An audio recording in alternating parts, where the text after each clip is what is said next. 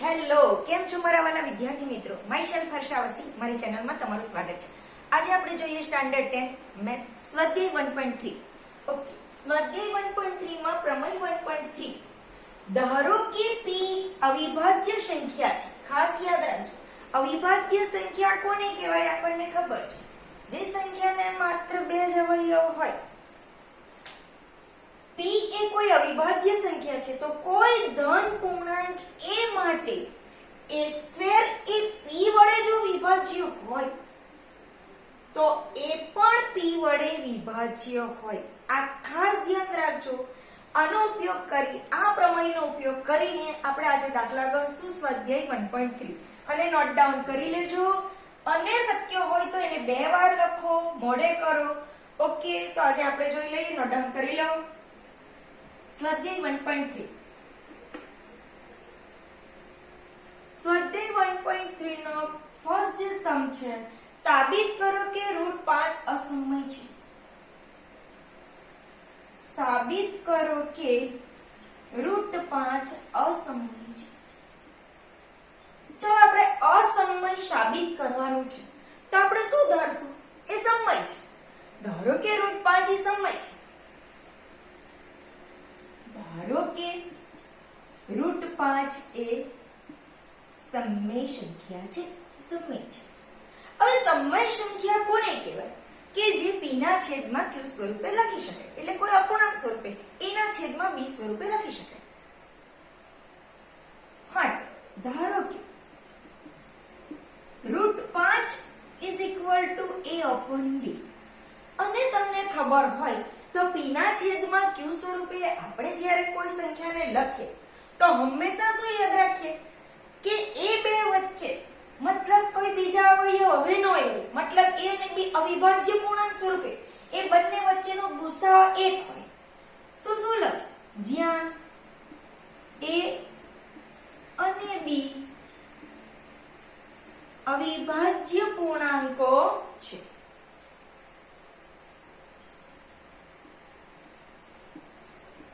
Clear? હવે આના બરાબર આપણે શું ધારી લીધું? √5 બરાબર એના છેદમાં b, મતલબ એ કોઈ એક સમય સંખ્યા છે. સમય સંખ્યા છે એટલે આપણે એના છેદમાં b સ્વરૂપે લખી દીધું. હવે આપણે શું સાબિત કરવાનું છે? કે એ અસમય છે. સમય છે આપણે લખી દીધું. હવે આપણે બંને બાજુ વર્ગ કરીશું. જોઈએ આપણે બંને બાજુ વર્ગ કરતા, ચાલો √5 નો વર્ગ = a upon b whole square. ચાલો √5 નો વર્ગ કેટલો થશે? 5. કેવી રીતે? √5 મતલબ 5 નો 1/2 ઘાત ગુણ્યા 2, 2 ઉડી જશે. કેટલા આવ્યા? 5. એટલે અહીંયા શું આવશે? 5. 5 = a સ્ક્વેર ના છેદમાં b સ્ક્વેર. ચાલો a સ્ક્વેર બરાબર 5b સ્ક્વેર થશે તો a સ્ક્વેર = 5b સ્ક્વેર. મતલબ દાખલા તરીકે કોઈ હું એક સંખ્યા 15 લખું, 5 ગુણ્યા 3, 15 મતલબ 5 ગુણ્યા 3, તો 5 એ 15 નો અવયવ થશે, 3 એ 15 નો અવયવ થશે. ઓકે, તો તેવી જ રીતે આ 5 એ a સ્ક્વેર નો અવયવ થશે કે નહીં થશે? થશે. તો શું લખશું? 5 એ a સ્ક્વેર નો અવયવ છે. 5 એ a સ્ક્વેર નો અવયવ છે. 5 એ સ્ક્વેર, પણ પ્રમેય 1.3 આપણને શું કહે છે? જો 5 એ અવિભાજ્ય, ચાલો 5 એ કેવી સંખ્યા છે? એક અવિભાજ્ય સંખ્યા છે. જો 5 એ અવિભાજ્ય, આપણે જોયું કે p અવિભાજ્ય, તેમ 5 એ અવિભાજ્ય હોય તો 5 એ a નો પણ અવયવ થશે. 5 એ અવિભાજ્ય સંખ્યા હોવાથી પ્રમેય 1.3 મુજબ 5 એ a નો પણ અવયવ છે. 5 એ નો પણ અવયવ થશે કારણ કે અવિભાજ્ય સંખ્યા છે. અને પ્રમેય 1.3 જે આપણે ફર્સ્ટ જોયું તે શું કહેવા માંગે છે? જો એ 5 a સ્ક્વેર નો અવયવ હોય તો 5 એ અવિભાજ્ય જો સંખ્યા હોય તો એ એનો પણ અવયવ કહેવાશે. ઓકે, આ તમને એક્ઝામમાં પૂછાય છે એટલે ધ્યાનથી જોજો આ વસ્તુ. આવી રીતના આપણે એક બીજો સમ પણ કરીશું અને બે એક્સ્ટ્રા દાખલા આપીશ આજે. ઓકે, હવે 5 એ a નો જો અવયવ હોય તો આપણે a બરાબર 5 કોઈ પણ ધારી લઈએ. = 5c મતલબ 5 એ a નો અવયવ છે એટલે a બરાબર 5 ગુણ્યા c મતલબ 5 એ તો a નો અવયવ છે સાથે c એ કોઈ પૂર્ણાંક ગુણાયેલો છે તો આપણે શું લખશું જ્યાં c કોઈ પૂર્ણાંક છે જ્યાં c કોઈ પૂર્ણાંક છે ઓકે હવે ફરીથી બંને બાજુ વર્ગ કરતા ચાલો બંને બાજુ વર્ગ કરો તો a નો સ્ક્વેર કરીશું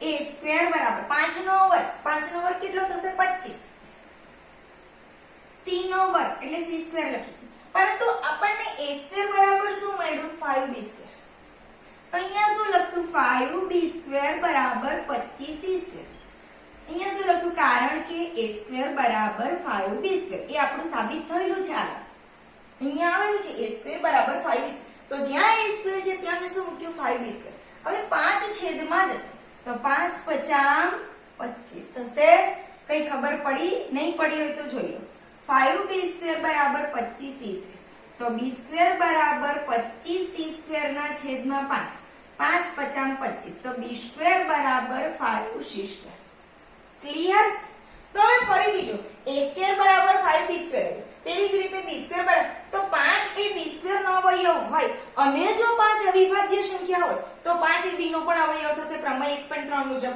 ઓકે તો આપણે લખી દઈએ આ નોટ ડાઉન થઈ ગયું હોય તો કરી લો બાકી હોય તો કરી નાખો ઓકે જોઈ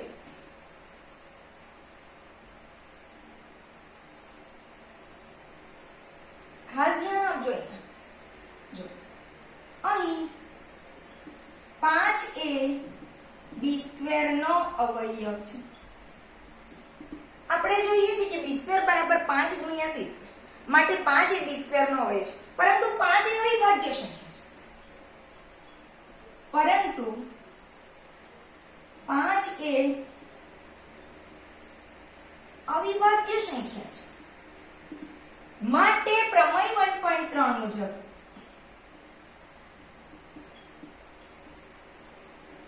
5 એ b નો પણ અવયવ થશે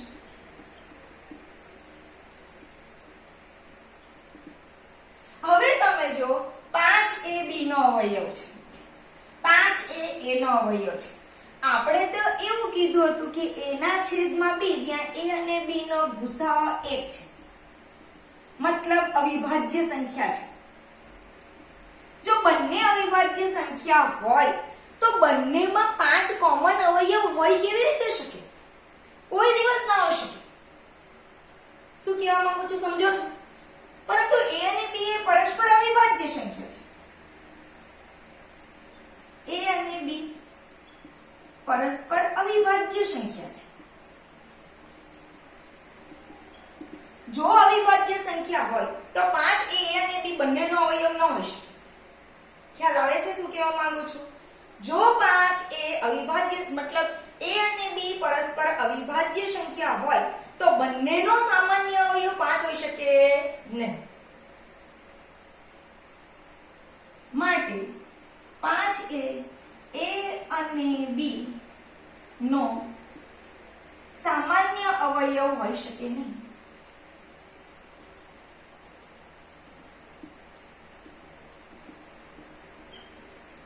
માટે આ એક વિરોધાભાસ છે કે 5 એ નો પણ અવયવ છે 5 એ b નો પણ અવયવ છે માટે આ એક બંનેનો અવયવ નહીં હોઈ શકે અહીં આ એક વિરોધાભાસ હોવાથી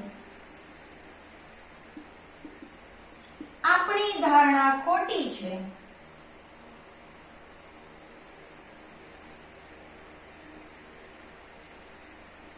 આપણે શું ધારેલું હતું આપણે એ ધારેલું હતું કે √5 એ સમય છે સમય છે તો આપણે એના છેદમાં b સ્વરૂપે દર્શાવી શકીએ આ એક આપણી ધારણા ખોટી છે માટે શું લખશું √5 એ અસમય સંખ્યા છે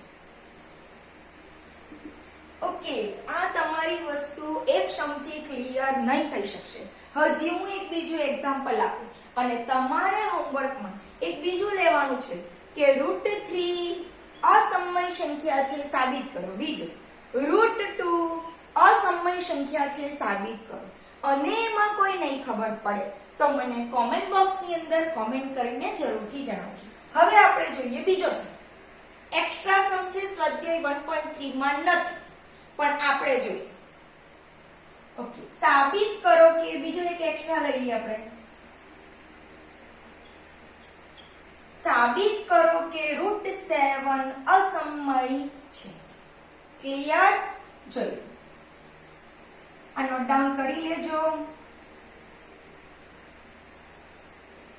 કોઈ પણ સંખ્યા અસમય કીધી હોય, સાબિત કરવાનું હોય તો આપણે પહેલા શું લખશું? અસમય સાબિત કરવાની છે તો આપણે શું લખશું? √7 એ કેવી સંખ્યા છે? સમય છે. તો લખી દે. ધારો કે √7 સમય સંખ્યા છે. ચાલો, સમય સંખ્યા હોય તો સમય સંખ્યા હંમેશા કયા સ્વરૂપે? એના છેદમાં b સ્વરૂપે હોય માટે અહીંયા લખી દેશું. એટલે p ના છેદમાં q એટલે એના છેદમાં b મતલબ અપૂર્ણાંક સ્વરૂપે લખી દેશું. ધારો કે √7 બરાબર a upon b અને આપણે શું લખ્યું? a અને b કેવી સંખ્યા છે? અવિભાજ્ય કે જેનો ગુસાઅ 1 છે. જ્યાં a અને b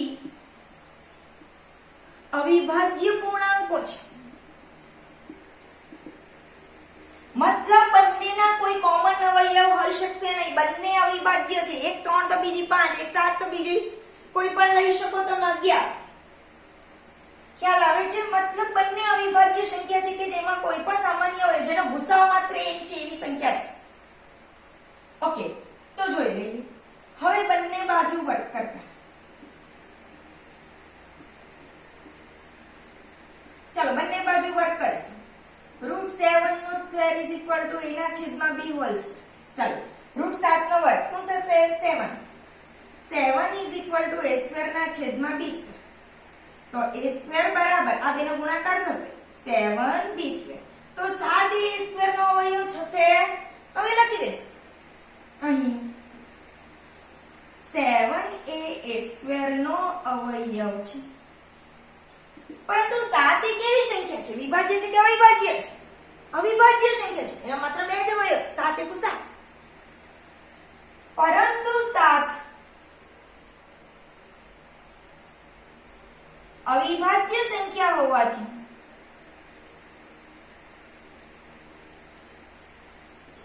પ્રમેય 1.3 મુજબ શું થશે? 7 એ કોનો પણ અવયવ થશે? 7 એ a નો પણ અવયવ છે.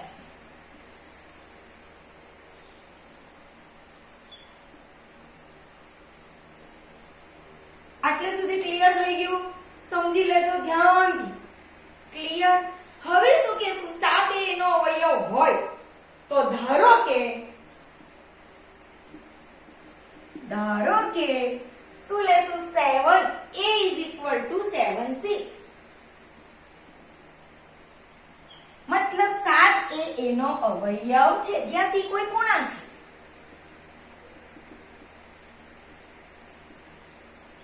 હવે જોશું.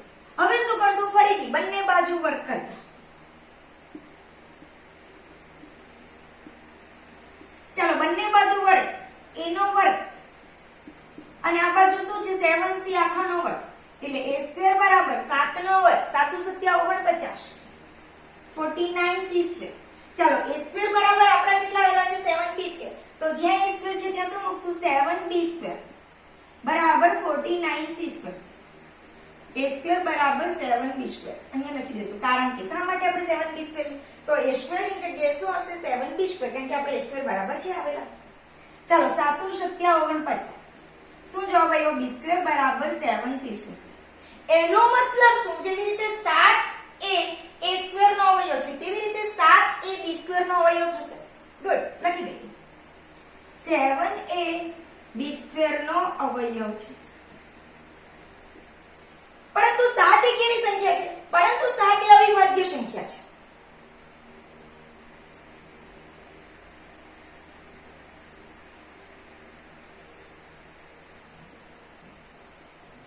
ચાલો, 7 અવિભાજ્ય સંખ્યા હોય તો પ્રમેય 1.3 શું કહે છે? પ્રમેય 1.3 એવું કહે છે કે 7 એ b નો પણ અવયવ થશે.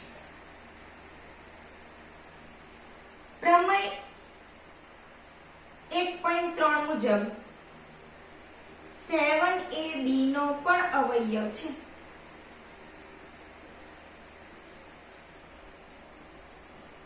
હવે આ એક બંને વિરોધાભાસ છે. તમને અહીંયા સુધી 7a નો પણ અવયવ છે, 7ab નો પણ અવયવ છે, તો આ બંને એક વિરોધાભાસ છે. કારણ કે 7a અહીંયા તમે જોયું કે a અને b કેવી સંખ્યા છે? અવિભાજ્ય સંખ્યા છે. ઓકે, નોટ ડાઉન થઈ ગયું, લખીશું. પરંતુ આ એક વિરોધાભાસ છે. પરંતુ આ એક વિરોધાભાસ છે. 7a અને b બંનેનો અવયવ હોઈ શકે નહીં. કારણ કે a અને b અવિભાજ્ય પૂર્ણાંકો છે. અવિભાજ્ય પૂર્ણાંકો છે કે જેનો ગુસાઅ 1 છે. તો કઈ રીતે 7a અને 7b બંનેનો અવયવ હોઈ શકે? આ શક્ય જ નથી. માટે આપણી ધારણા ખોટી છે.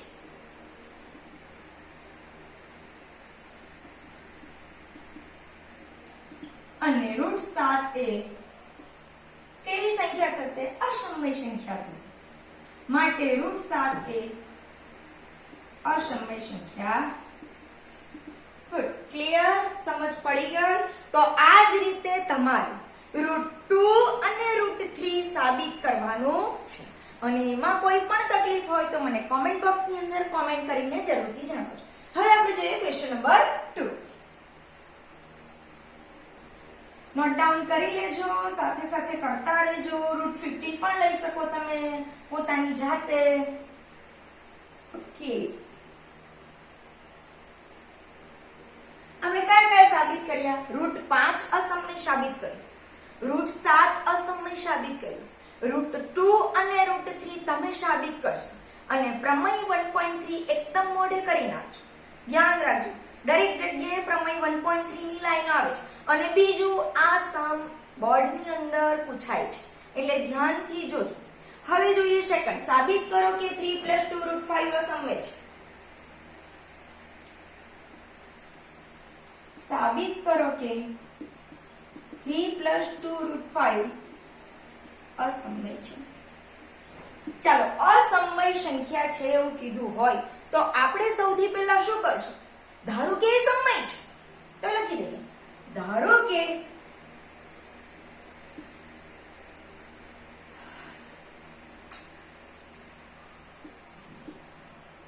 √5 સમય સંખ્યા. ઓકે, આ જો સમય સંખ્યા હોય તો એ કયા સ્વરૂપે હશે? p ના છેદમાં q સ્વરૂપે. અને આપણે અહીંયા કયા સ્વરૂપે લખીએ છીએ? a ના છેદમાં b, મતલબ એક અપૂર્ણાંક છે. માટે શું લખીશું? 3 + 2 √5 a/b. હવે આપણે શું કહીશું? a ના છેદમાં b બંને કેવા છે? અવિભાજ્ય પૂર્ણાંકો છે. લખી દઈએ. જ્યાં a અને b અવિભાજ્ય પૂર્ણાંકો છે. ક્લિયર? આ બંને અવિભાજ્ય પૂર્ણાંકો છે. હવે આપણે શું કરશું? 2√5 આપણે આ આખી સંખ્યા કઈ સંખ્યા છે સાબિત કરવાની? અસમય સંખ્યા. તો 2√5 આ 3 ને બરાબરની આ તરફ લઈ ગઈ એટલે a ના છેદમાં b - +3 આ તરફ જશે -3 થશે. ક્લિયર? ઓકે, માટે 2√5 ચાલો b નો લસા લેશું. આના છેદમાં કઈ નથી, 1 છે એટલે b × 3 એટલે a - 3b/b. ક્લિયર? હવે આ b ક્યાં જશે? છેદમાં. માટે √5 a - 3b/2. અહીંયા સુધી તમને ક્લિયર હશે. હવે a અને b બંને પૂર્ણાંકો હોવાથી આ a અને b બંને કેવા છે? પૂર્ણાંકો છે. a અને b બંને પૂર્ણાંકો હોવાથી a - સમય સંખ્યા થશે. માટે આ જો સમય સંખ્યા હોય તો એ √5 બરાબર કીધેલું છે. √5 બરાબર કીધું તો √5 એ પણ કેવી સંખ્યા થશે? સમય થશે. માટે √5 એ પણ સમય સંખ્યા થશે. પરંતુ આપણે સાબિત કરીને આવેલા છે કે √5 એ કેવી સંખ્યા છે? અસમય સંખ્યા છે. લખીએ, પરંતુ √5 એ અસમય સંખ્યા છે. અને જો √5 એ અસમય સંખ્યા હોય તો આ એક વિરોધાભાસ છે. માટે આ એક વિરોધાભાસ છે. આ વિરોધાભાસ હોવાથી શું સાબિત કરીશું? આ સમય સંખ્યા નથી. આ એક વિરોધાભાસ છે. માટે 3 + 2√5 એ સમય સંખ્યા નથી. માટે 3 + 2√5 એ અસમય સંખ્યા છે. ક્લિયર? હજી આમાં કોઈ પણ આ સમમાં કોઈ પણ તકલીફ હોય તો મને કોમેન્ટ બોક્સની અંદર કોમેન્ટ કરીને જરૂરથી જણાવો. અને હા, જો મારો વિડિયો ગમે તો તેને લાઈક કરજો, શેર કરજો. ચેનલ પર નવા હોય તો સબસ્ક્રાઇબ કરજો. બેલ આઇકનનું બટન દબાવવાનું ભૂલશો નહીં, જેથી કરીને મારા નવા વિડિયોના નોટિફિકેશન મળતા રહેશે. Okay, thank you.